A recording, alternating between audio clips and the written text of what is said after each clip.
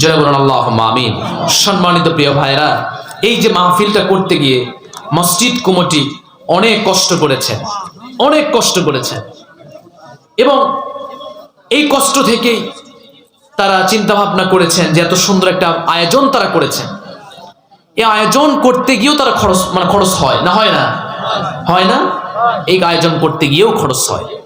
তবে এই আয়োজন করতে গিয়েও যেহেতু খরচ হয়, সাধারণভাবে আমরা জানি এই মসজিদের উন্নয়নের যেহেতু প্রকল্প, যেহেতু মাহফিল, আমরা যদি মসজিদে যদি আমরা কিছু দেই, আমাদের মসজিদ নাকি, আমাদের মসজিদ না, এটা আমাদের মসজিদ। এই সেরেন্দাসপুরের মসজিদ হলো আমাদের মসজিদ। আমাদের মসজিদে যদি আমরা যদি সাহায্য না করি, কে করবে বলেন? কেউ, অন্য কেউ করবে? অন্য কেউ করবে না। আমরা যা এখন যা দান করব, আপনি মনে করবেন আপনার অ্যাকাউন্টে এগুলো জমা হচ্ছে।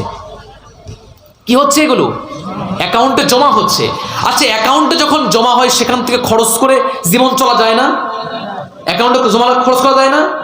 ব্যাংকে বলা হয় অ্যাকাউন্ট, ঠিক না? বলা হয় না?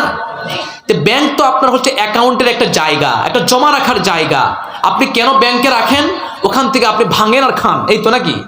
তা আপনার অ্যাকাউন্টে যদি আপনি আল্লাহর কাছে কোনো কিছু যদি না পাঠাতে পারেন, তাহলে কি আমাদের দিন বসে কি খাবেন আপনি? কন না কেন কথা? ঠিক আছে না আমার কথা? আমার প্রিয় ভাইয়ের, আসুন, যা আছে জীবনে কত টাকা নষ্ট করলাম, আল্লাহর করে মসজিদে আমরা দেই, কিছু না পারি অল্প করে কিছু হলেও আমরা দিয়ে দেই।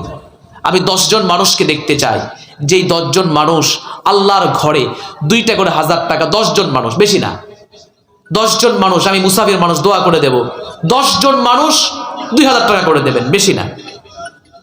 সামনে বছরে দেবেন, অনেকের পিতা মাতা মরে গেছে, রুহের মাগফিরাতের জন্য আল্লাহর কাছে আমি দোয়া করে দেব।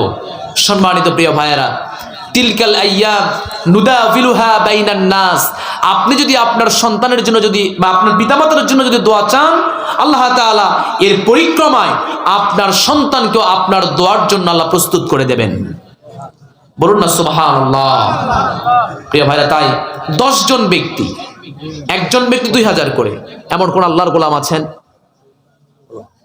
বলেন।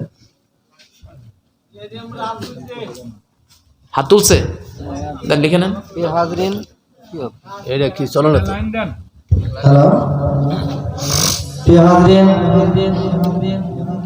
এখন আপনাদের সামনে অত্র মসজিদের সভাপতি এবং অত্র জালসার সভাপতি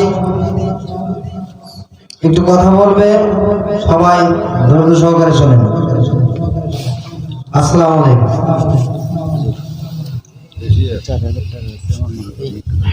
আসসালামু আলাইকুম ওয়া রাহমাতুল্লাহ।